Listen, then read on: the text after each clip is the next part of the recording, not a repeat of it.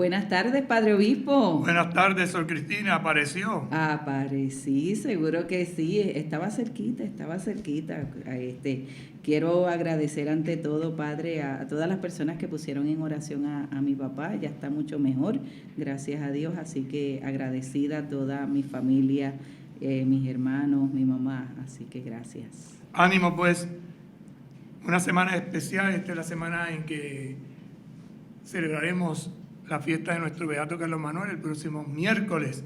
Así que esta reflexión que estamos haciendo sobre el Padre Nuestro nos ayuda a enmarcar la figura de este gran hombre puertorriqueño, laico, que se distinguió por ser un gran catequista y sobre todo un testigo del Señor resucitado. ¿Vamos a orar? También, Padre, hemos iniciado un nuevo mes, mayo, mes de la Santísima Virgen María, mes de las Madres, mes de las Flores, ¿verdad? Todo un camino, todo un recorrido. Iniciábamos ayer el mes con la fiesta de San José Obrero.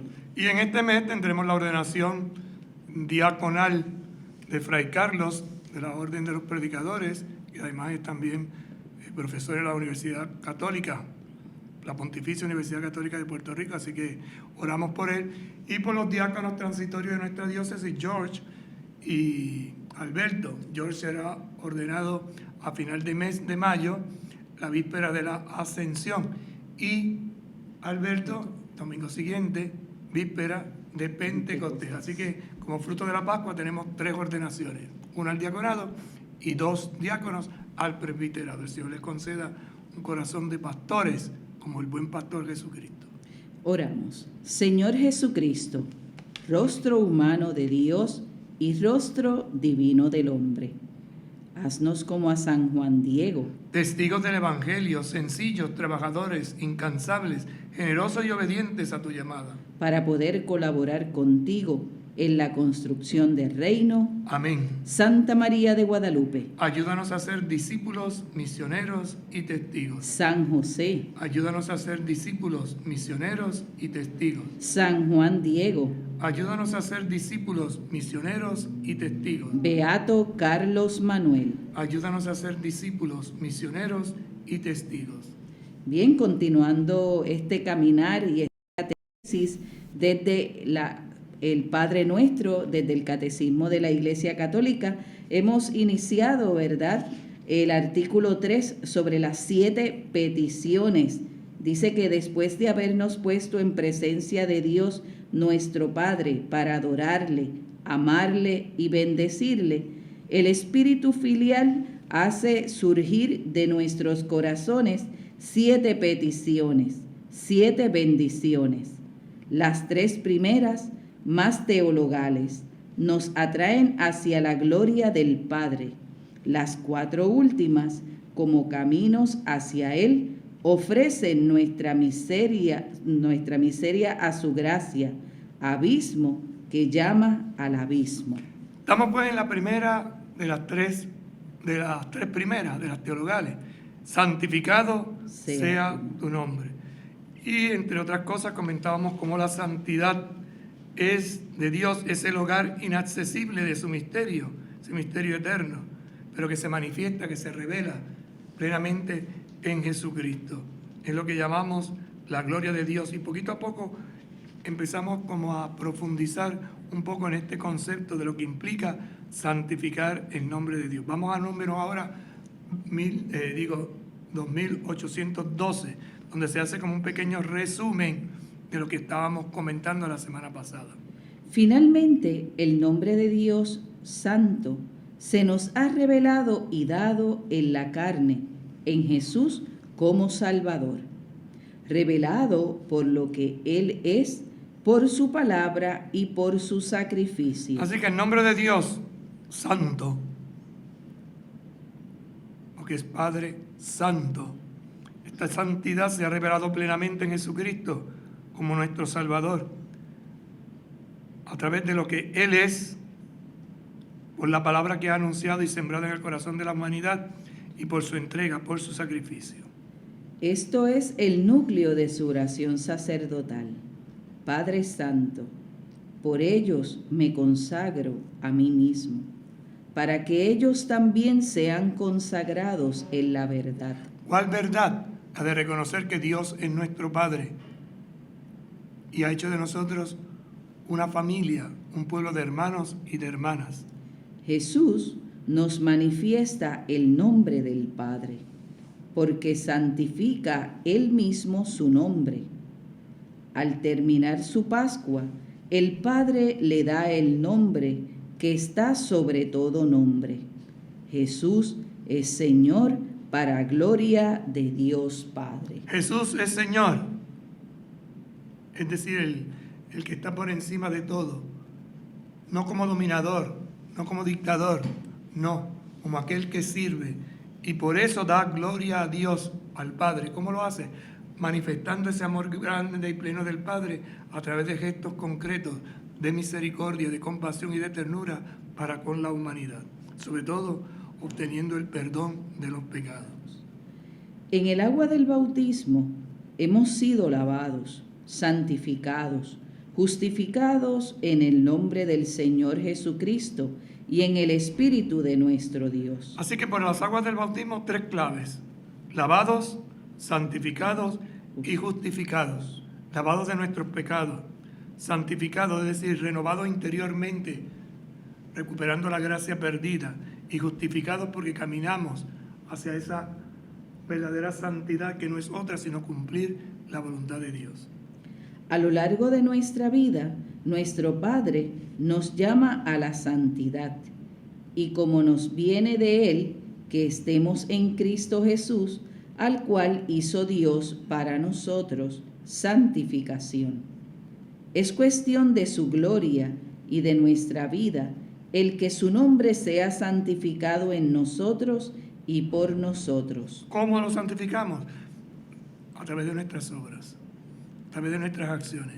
Por eso la verdadera santificación radica en que nuestras acciones sean conformes a lo que Jesús nos enseñó, en un estilo de vida sencillo, humilde, servicial, cooperador, misericordioso, especialmente con los más pobres y los más necesitados. Tal es la exigencia de nuestra primera petición.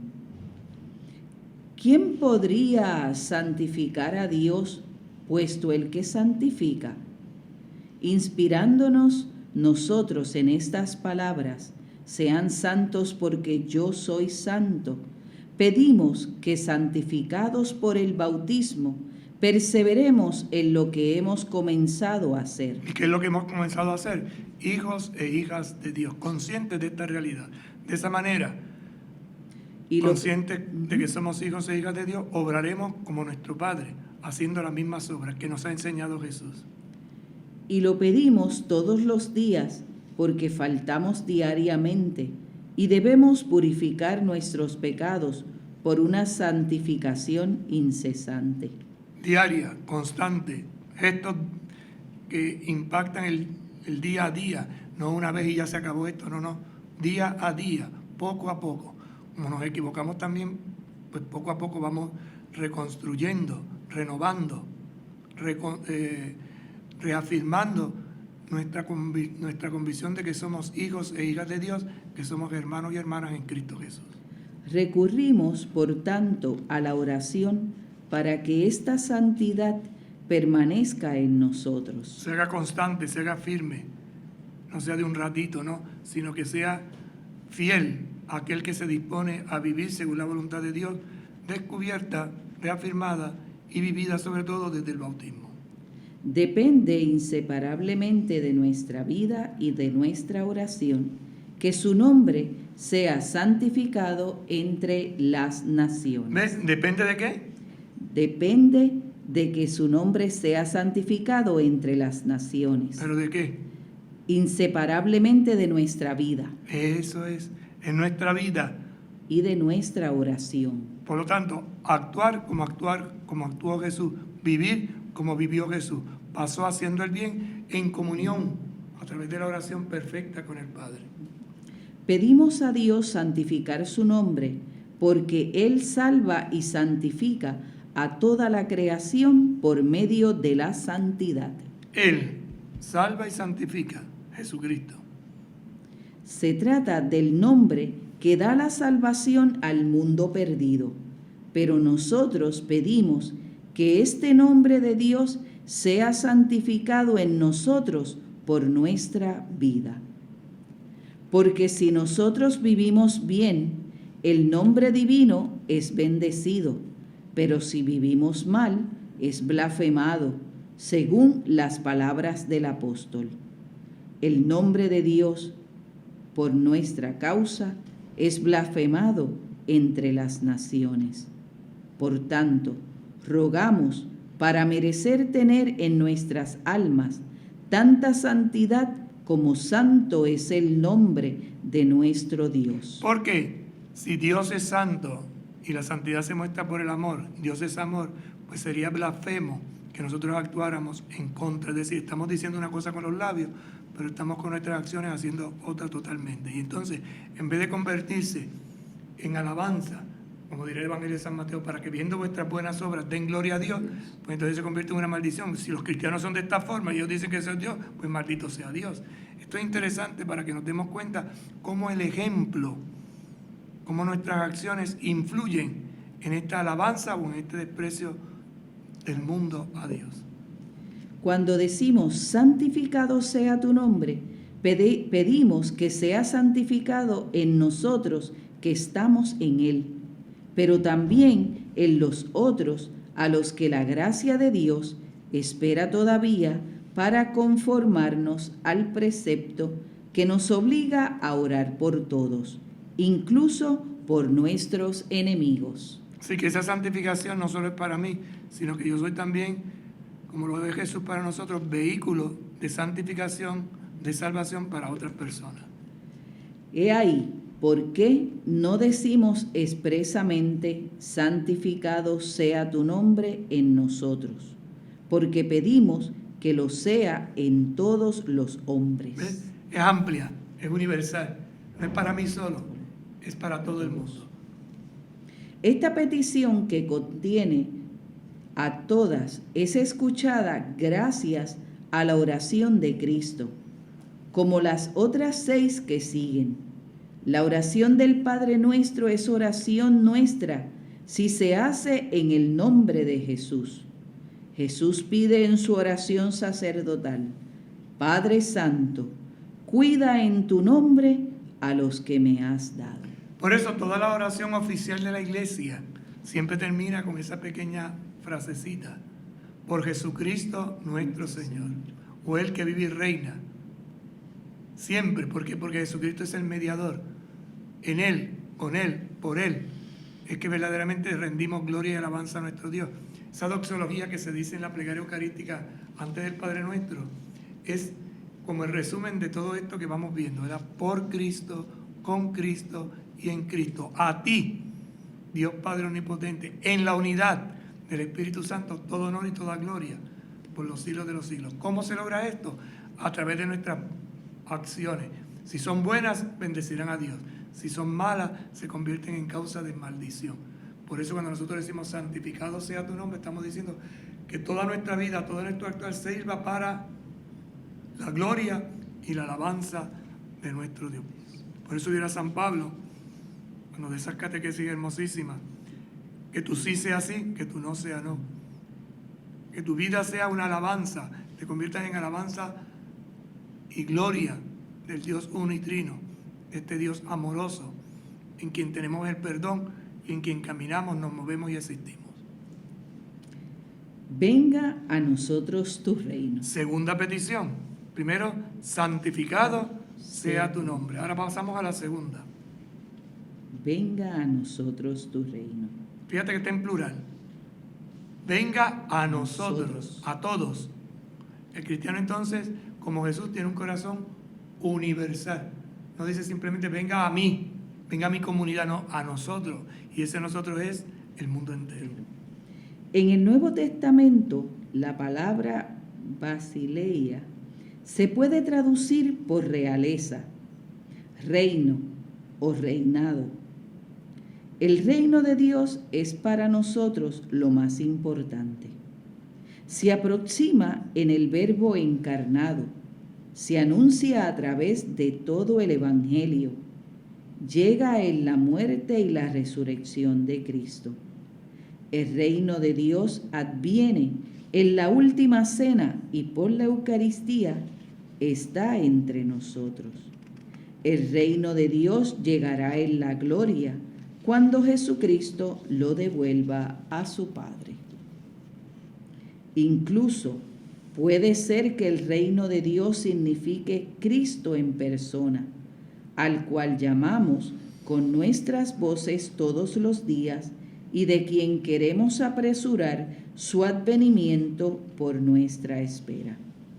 Como es nuestra resurrección porque resucitamos en Él, puede ser también el reino de Dios, porque en Él reinaremos. Así que aparece el concepto reino, una palabra que no es tan fácil para nosotros entenderla, sobre todo en nuestra mentalidad democrática. Estamos acá, porque es un concepto distinto y por eso comienza definiéndolo. En el Nuevo Testamento, la palabra basileia se puede traducir por realeza. Realeza es un nombre abstracto. Reino, que es un nombre concreto. ¿A qué se refiere? Vamos a verlo. Hay tres palabras entonces que se parecen. Realeza, reino y reinar. Reinado. Ese reinado, ese reinar es la acción. Lo que Dios como rey realizará entre nosotros. Que no es de imposición, sino de servicio. El reino de Dios es para nosotros lo más importante. Jesucristo vino a anunciar el reino de Dios, no vino a anunciar la iglesia. Cuidado, porque a veces pensamos que la iglesia es el reino de Dios. La iglesia no es el reino de Dios. La iglesia es un signo del reino. Se supone que los que estemos en la iglesia, para el mundo seamos signos de lo que hace Dios cuando reina. Y por eso hay un estilo de vida que la iglesia intenta vivir y testificar. Se aproxima, es decir, el reino de Dios se acerca a nosotros en el Verbo encarnado. ¿Cuándo qué? Cuando el Verbo, la segunda persona de la Trinidad, se encarna, nace entre nosotros. Se anuncia a través de todo el Evangelio.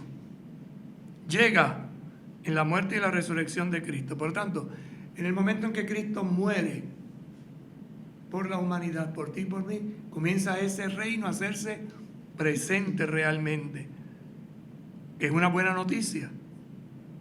Adviene, se acerca, se hace presente en la última cena y por la Eucaristía está entre nosotros. Son palabras que hay que leerlas, volverlas a leer y sobre todo reflexionarlas. Y finalmente el reino de Dios llegará con gloria. ¿Cuándo? Cuando Jesucristo lo devuelva al Padre al final de los tiempos. Por eso hay un grito, hay una plegaria. Ese reino de Dios significa que Cristo en persona, al cual llamamos con nuestras voces todos los días y de quien queremos apresurar su advenimiento por nuestra espera. Por ejemplo, en el Padre Nuestro, después que se reza litúrgicamente en la Eucaristía, al final hay lo que se llama un embolismo, es decir, una oración que explica un poquito, que hace extensiva la última petición. Líbranos, Señor. Líbranos, Señor, de todos los males. Líbranos de la perturbación, del pecado. Mientras esperamos la gloriosa venida de nuestro Salvador. Ahí será la manifestación plena y total. Mientras estamos aguardando, esperando. Y eso lo vivimos y lo guardamos en iglesia, en eclesía, en asamblea. La eclesía o la asamblea no solo es para la liturgia, asamblea de fe, es también para un actuar conforme a las enseñanzas de Jesús. Por eso la iglesia hace presente el reino, pero no es el reino. El reino es mucho más allá. Y hay otras señales en el mundo de ese reino de Dios. Por ejemplo, la solidaridad, las acciones de amor que otras personas hacen, incluso sin estar bautizados. Ellos también pertenecen al reino de Dios. A veces esto somos como medio exclusivistas, ¿no? Si no son de los nuestros, y dice Jesús, ampliando, ¿no? El que no está en contra está a favor. Porque la bondad en cualquier corazón que exista, sea dentro de la iglesia o fuera de la iglesia, es señal del reino de Dios. Así que no seamos tan exclusivistas. No seamos gente que excluye, sino que incluye. Esta petición es la Maranatá, el grito del Espíritu y de la esposa: ven, Señor Jesús. Incluso aunque esta oración no nos hubiera mandado pedir el advenimiento del reino, habríamos tenido que expresar esta petición, dirigiéndonos con premura a la meta de nuestras esperanzas. Maranatá o Maranata o ven, que traducido literalmente ven, Señor Jesús. Ven, no tardes, te aguarda la iglesia. Nosotros esperamos que tú regreses. Aguardamos con la lámpara encendida de la fe, el símbolo de la lámpara, ¿no? La vela encendida. Pero es una actitud sobre todo de esperanza, de que queremos que reine Jesús, que Jesús sea verdaderamente el centro y el Señor de nuestra historia, donde aniquilará la muerte. ¿Y qué es aniquilar la muerte? El pecado. Liberados del pecado por fin, de toda concupiscencia, de toda maldad, entraremos lavados por la sangre preciosa del Cordero, de Jesús, en el reino del Padre. Las almas de los mártires bajo el altar invocan al Señor con grandes gritos. ¿Hasta cuándo, dueño santo y veraz, vas a estar sin hacer justicia por nuestra sangre a los habitantes de la tierra? En efecto, los mártires deben alcanzar la justicia al fin de los tiempos. Señor, apresura pues la venida de tu reino. ¿Qué quiere decir esto? Que podamos planificarnos, que el amor que hemos anunciado y que testificamos incluso derramando la sangre se haga realidad. Pues ¿hasta cuándo vas a estar? Que venga pronto, que no tarde. Y este es un anhelo, ¿no? Es un deseo profundo que pasa de generación en generación. Y por eso un cristiano vive siempre anhelando. Y la fiesta de Pascua que acabamos de celebrar litúrgicamente, eso es lo que nos recuerda. Que la iglesia en vela, en vigilia, aguarda la venida gloriosa del Salvador. En la oración del Señor se trata principalmente de la venida final del reino de Dios por medio del retorno de Cristo. Esa es la promesa, Cristo volverá, esperamos su segunda venida, y de nuevo vendrá, decimos con el credo, a juzgar a vivos y muertos. Su reino no tendrá fin. Por eso a veces la gente dice, Cristo viene pronto, y hay que decir amén, porque eso es verdad. Nosotros esperamos la venida del Señor. ¿Cuándo? Pues ahí es que empieza el lío. Entonces, no, que viene la semana que viene, no, que viene no sé cuánto, que en el año tal. No, nadie sabe la hora. Lo cierto es que vendrá. Mientras tanto, ¿qué hace la iglesia? ¿Qué hace la humanidad? Espera. Pero este deseo no distrae a la iglesia de su misión en este mundo. Por lo tanto, el deseo, el anhelo no nos hace cruzarnos de brazos. De hecho, la carta de los tesalonicenses, cuando Pablo le escribe, corrigiendo, porque había gente que ya no trabajaba en ella, no, espérese, que eso no es así. Usted haga lo que tiene que hacer y manténgase esperando, pero trabaje. Y esta es la misión de la iglesia. Más bien la compromete, porque desde Pentecostés la venida del reino es obra del Espíritu del Señor, a fin de santificar todas las cosas, llevando a plenitud su obra en el mundo. La obra del Espíritu, en la medida en que nosotros como iglesia, tú y yo, realizamos nuestra misión, se está haciendo presente el reino de Dios. Lo sepamos o no lo sepamos. El reino de Dios es justicia y paz y gozo en el Espíritu Santo. Los últimos tiempos en los que estamos son los de la efusión del Espíritu Santo. Desde entonces está entablado un combate decisivo entre la carne y el Espíritu. Es decir, entre lo que es corruptible y lo que no es corruptible, el espíritu, ¿verdad? Eso que se destruye y eso que permanece. La carne se transforma, se deshace, se corrompe, el espíritu permanece, es eterno. Solo un corazón puro puede decir con seguridad: venga a nosotros tu reino. Es necesario haber estado en la escuela de Pablo para decir que el pecado no reine ya en nuestro cuerpo mortal.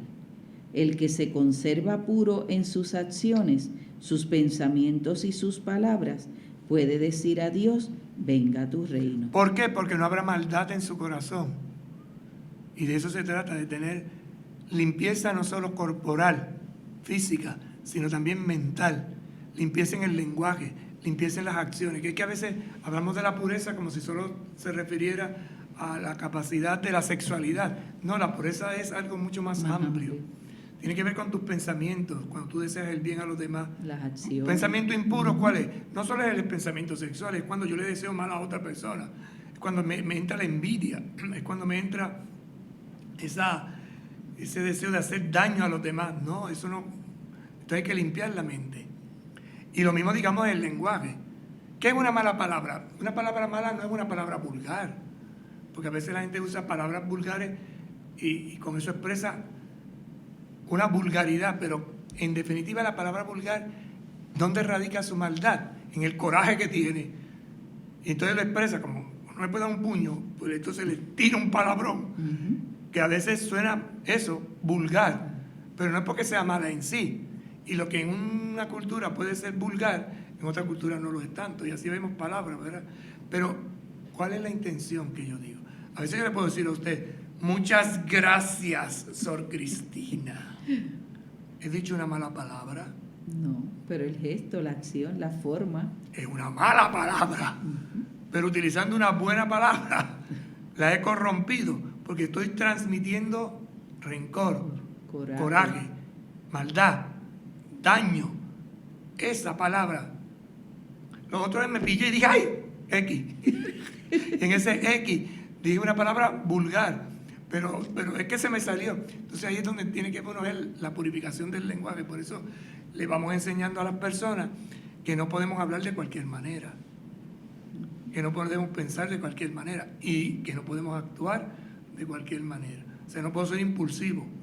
Tengo que canecer mi impulsividad porque estoy llamado a actuar con pureza, con limpieza de corazón. Cuando uno descubre la maldad en el corazón de una persona, está emponzoñada. Y eso es terrible. Y hay flores muy hermosas, bellísimas, pero envenenan. Transmiten veneno. Y así hay personas, las llamamos tóxicas, ¿verdad? Que fulano de tal es tóxico, donde esa persona llega, ¡ay! Se crea un ambiente tan malsano. Pues todo eso es lo que en asamblea de fe, escuchando la palabra, intentando ayudarnos unos a otros con unas enseñanzas prácticas, construye el reino. Lo demás lo destruye. Discerniendo, según el Espíritu, los cristianos deben distinguir entre el crecimiento del reino de Dios y el progreso de la cultura y la promoción de la sociedad en las que están implicados. Esta distinción no es una separación. Leamos otra vez. Discerniendo, según el Espíritu. Hay que discernir, que aprender a discernir. Los cristianos deben distinguir entre el crecimiento del reino de Dios y el progreso de la cultura y la promoción de la sociedad. Así que hay tres cosas que tenemos que discernir en el Espíritu para poder distinguir entre lo que es crecimiento del reino de Dios, progreso de la cultura y promoción de la sociedad. Porque a veces decimos, ay, tú estás anticuado porque defendemos unos valores. Es que tú no eres moderno porque te vas a los extremos. Cuidado con esa frasecita, ¿verdad? Es que yo soy moderno y como soy moderno me permito cualquier cosa. No, hay cosas que no se pueden permitir porque hay valores. Que eso sí no se pueden cambiar. No se pueden moderar a lo mejor algunas cosas, cambio de actitud. Por eso dice, debe distinguirse entre el crecimiento del reino de Dios, por ejemplo, la verdad. La verdad siempre es verdad. Ah, pero como hay progreso, mentimos. No. Por eso cuando la gente dice, ay, es que es una mentirita piadosa, las mentiritas nunca son piadosas. Ni blancas. Ni blancas, ni amarillas, ni rosadas. Hay que decir la verdad. Hay que saber cómo decir esa verdad, pero hay que decirla. Porque si no, destruimos. La gente no se da cuenta que cuando miente, no solo es mentir por mentir, es todo lo que se rompe. La confianza, la responsabilidad, el estilo de vida. Y los cristianos tenemos una forma de actuar y de vivir muy distinta, que es la que Jesús nos enseña a modificar con sus enseñanzas. Porque el pecado, hermanos y hermanas, nos ha herido profundamente. Y el pecado es muerte. Y pasa como en un dedo, que te diste un golpe, un tajo, no te lo curaste. Y ese dedo coge gangrena. Y a veces hay que estirpar el dedo o la mano o el pie o el brazo para poder salvar. Entonces hay cosas que hay que cortarlas de raíz. De raíz. Esta distinción no es una separación. No es separación. nosotros somos los buenos y ustedes son los malos. No, que es un estilo de vida que va sanando progresivamente. La vocación del hombre a la vida eterna no suprime, sino que refuerza su deber de poner en práctica las energías y los medios recibidos del Creador para servir en este mundo a la justicia y a la paz. No es suprimir, hay gente que se pasa toda la vida en un estado de supresión. No. Refuerza su deber de ¿qué? De poner en práctica sus energías y los medios recibidos del Creador para servir este mundo en la justicia, la búsqueda del bien común y la paz. Por lo tanto, lo que está para construir el bien común, para desarrollar la paz, tenemos que buscar la forma de realizarla. Y eso es el venga a nosotros tu reino. Esta petición está sostenida y escuchada en la oración de Jesús, presente y eficaz en la Eucaristía. Su fruto es la vida nueva según las bienaventuranzas. Por eso celebramos la Eucaristía, porque esta petición se encierra en esa oración eucarística que trata de celebrar lo que estamos intentando vivir. ¿Qué intentamos nosotros vivir? La fraternidad. Por eso la Eucaristía es un signo de fraternidad. Hay una mesa, hay unos elementos de la sencillez, unos alimentos sencillos, pan y vino, una celebración festiva, canto, hay una colecta donde se ayuda, en fin, hay toda una serie de elementos que litúrgicamente hacen presente ese reino de Dios. Fruto de una vida nueva, la vida de los bienaventurados, la vida en el cielo. Pausamos y volvemos en breve. Ahora, Católica Radio, más cerca de ti. Búscanos en YouTube, Facebook e Instagram. Católica Radio. Ahora tus tardes en Católica Radio serán informativas, musicales y entretenidas. En Ruta 88.9 con José Antonio Cornier. Lunes a viernes de 5 a 6 de la tarde, porque en la hora del tapón solo tiene una ruta, el 88.9 y el 89.1 FM de Católica Radio. Católica Radio en el 88.9 FM Isla y el 89.1 FM en el área oeste de Puerto Rico presenta el programa Por el Gozo de Vivir, con el lema La cercanía del ser humano ocurre cuando se enraizan al corazón Dios, acordes y versos, en una aportación educativa, religiosa y cultural. Te invito a que compartas conmigo El Quijote de otro tiempo, Javier González Rosado, poemas, música y pensamiento. Viernes de 8 a 9 de la noche. También por catolicradiopr.com y TuneIn Radio, por el gozo de vivir. Ante las dificultades de la vida, siempre hay un nuevo día para comenzar. Te saluda Manuel Vega y te invito a que me escuches de lunes a viernes de 6 a 7 de la mañana. Música, reflexión, mensajes positivos, salmos y el evangelio del día. Para que comiences el día positivo y en contacto con Dios. Impulsa tus mañanas con Manuel Vega. Lunes a viernes de 6 a 7 de la mañana. Por Católica Radio 88.9 FM y 89.1 FM. Y por el internet catolicradiopr.com. La Catedral Nuestra Señora de Guadalupe y Católica Radio te ofrecemos el horario de las misas transmitidas desde el estacionamiento de la Pontificia Universidad Católica de Puerto Rico los fines de semana. Sábados a las 4 de la tarde, domingos a las 8 de la mañana y 5 de la tarde. Escúchalas por el 88.9 y 89.1 FM. Y las puedes ver por la plataforma de Facebook Live de Católica Radio.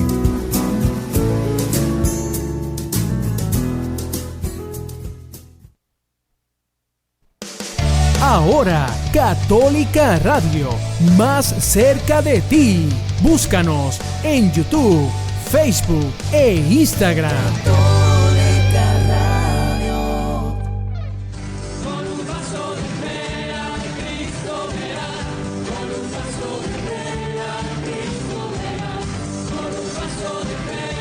Bien, continuamos compartiendo con ustedes en este su programa Mi Camino de Fe, pasito a pasito. Saludamos a todos los que nos están sintonizando a esta hora y nos encontramos en la cuarta parte del Catecismo de la Iglesia Católica, sobre todo ahora en el artículo 3 sobre las peticiones. Y nos dice en el numeral 2803 que después de habernos puesto en presencia de Dios nuestro Padre para adorarle, amarle y bendecirle, el Espíritu Filial hace surgir de nuestros corazones 7 peticiones, 7 bendiciones.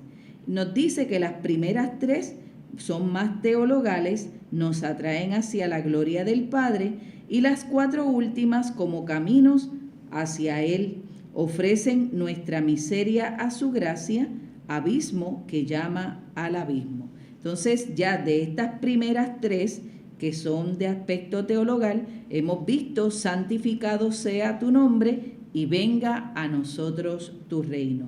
Para entonces, en este momento, dar paso a la tercera: hágase tu voluntad en la tierra como en el cielo. Nos dirá el numeral 2822. La voluntad de nuestro Padre es que todos los hombres se salven y lleguen al conocimiento pleno de la verdad. Él usa de paciencia, no queriendo que algunos perezcan. Su mandamiento, que resume todos los demás y que nos dice toda su voluntad, es que nos amemos los unos a los otros como Él nos ha amado.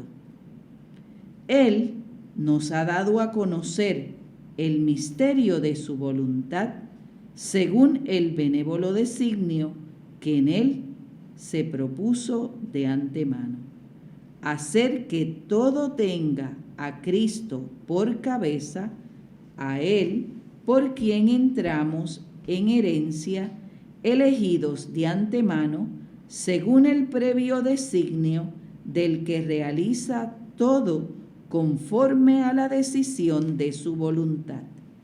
Pedimos con insistencia que se realice plenamente este designio benévolo en la tierra como ya ocurre en el cielo. Vamos otra vez poquito a poco a leerlo, porque es importante desglosar los elementos que aquí se nos presentan. Hágase tu voluntad en la tierra como en el cielo.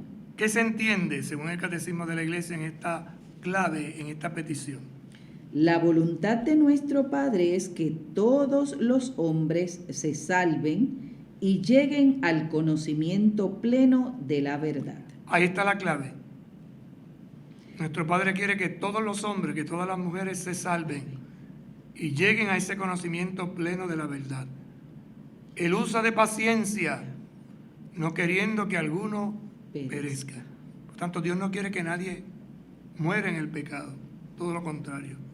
Su mandamiento, que resume todos los demás y que nos dice toda su voluntad, es que nos amemos los unos a los otros como Él nos ha amado. ¿Y cómo nos ha amado Él? En estos días lo hemos escuchado en el Evangelio de Juan. Tanto amó Dios al mundo que entregó a su único Hijo, para que todo el que cree en Él tenga vida, y vida plena, vida abundante, vida eterna. Esta es la clave, hermanos y hermanas. Aquí radica el querer de Dios. Por eso cuando yo digo, hágase tu voluntad, pues estoy pidiendo que esa voluntad de que todos esos hombres y mujeres se salven, se realice. Ahora bien, el Señor deja en libertad y cada uno tendrá que personalmente responder a esa invitación del amor divino. Él nos ha dado a conocer el misterio de su voluntad según el benévolo designio que en Él se propuso de antemano. Él lo ha revelado. ¿En quién lo ha hecho? En Cristo Jesús. Hacer que todo tenga a Cristo por cabeza. Si ponemos a Cristo como cabeza, es como el que dirige, como el que orienta, entonces alcanzaremos y podemos gozar de esa bendición, de ese deseo profundo que Él tiene de que nos salvemos. pero hay que poner a Jesucristo. Por eso decimos, Jesucristo es el fundamento, la roca. A Él, por quien entramos en herencia, elegidos de antemano según el previo designio del que realiza todo conforme a la decisión de su voluntad. Por eso dirá San Pablo en otra ocasión, no hay otro fundamento, no hay otro apoyo, sino Jesucristo. Dios y hombre verdadero. Pedimos con insistencia que se realice plenamente este designio benévolo en la tierra como ya ocurre en el cielo. ¿Cuál? De que todos los hombres y mujeres puedan salvarse, llegando al conocimiento de la plena verdad. ¿Quién revela la verdad? Jesucristo. Por eso Jesús es el camino que nos lleva al Padre. La verdad que debemos de aceptar y la vida plena que celebraremos y viviremos en la medida en que sea nuestra cabeza, nuestro fundamento, nuestra roca firme, el primero entre nosotros. En Cristo y por medio de su voluntad humana, la voluntad del Padre fue cumplida perfectamente y de una vez por todas. En Él, porque Él vivía según la voluntad del Padre. Él es el justo. Y es lo que acabamos de conmemorar en estos días. ¿Por qué murió Jesús en la cruz? Porque entregó su vida. No me quitan la vida, yo la entrego. A Jesús no lo mataron, Jesús se entregó. Jesús dijo al entrar en el mundo: He aquí que yo vengo, oh Dios, a hacer tu voluntad. La gran plegaria del Salmo: aquí estoy, vengo para hacer tu voluntad. Por eso solo Jesús puede decir: yo hago siempre lo que le agrada a Él. Yo hago siempre lo que le agrada a Él, porque viven constante comunión con Él profundo. Y a eso estamos llamados, tú y yo, como miembros de la iglesia. No por nuestras fuerzas, sino por la fuerza que nos da Jesucristo a través de su Espíritu. Por eso es tan importante en los momentos de debilidad invocar al Señor. Ven, Espíritu Santo, llena los corazones de tus fieles, enciende en nosotros el fuego de tu amor. ¿Cuál amor? El mismo amor que tuvo Jesucristo, que fue capaz de entregar su vida, dándola generosamente, porque quería cumplir lo que el Padre le pedía. En la oración de su agonía, acoge totalmente esta voluntad. No se haga mi voluntad, sino la tuya. Y no le fue fácil. Por eso hubo agonía, hubo lucha, hubo plegaria.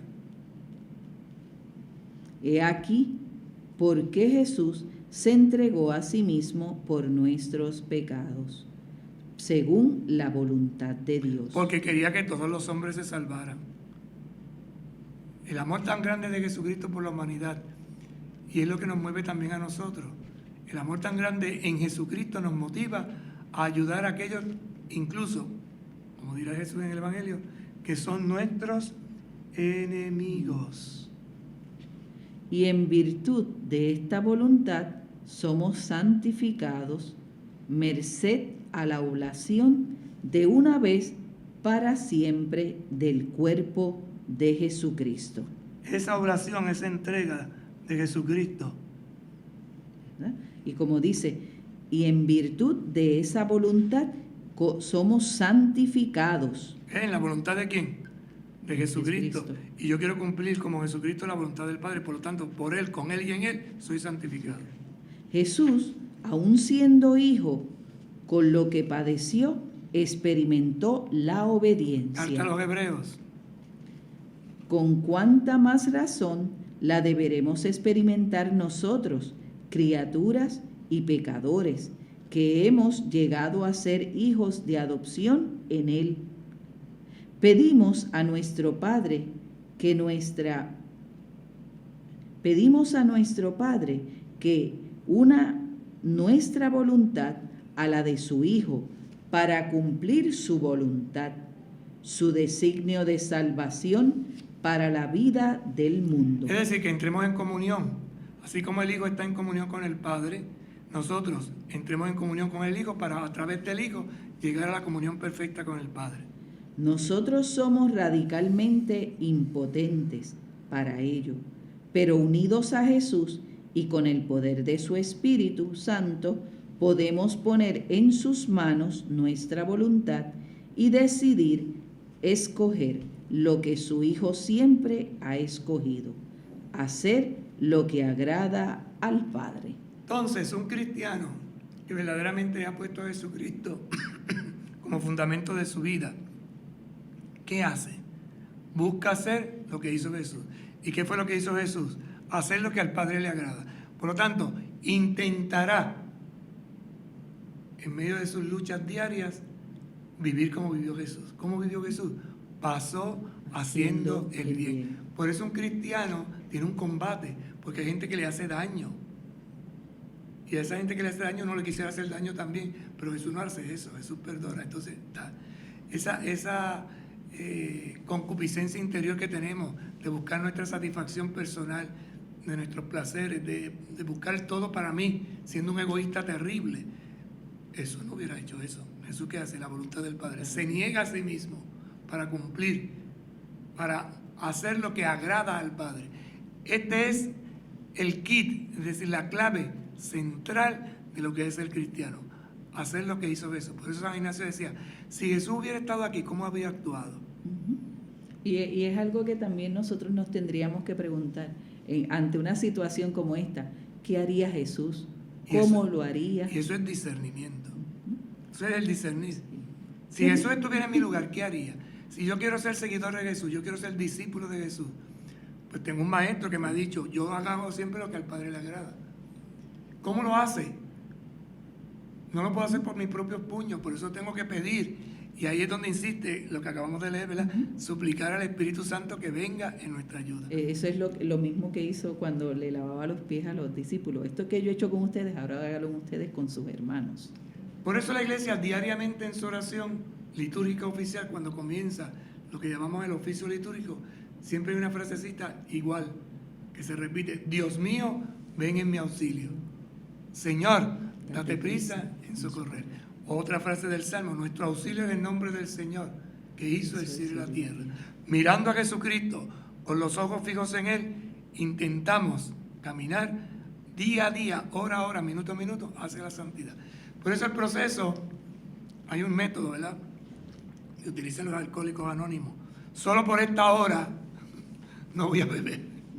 Cuando uno quiere liberarse de un vicio, dice, solo por esta hora no me pongo todo el día con una hora.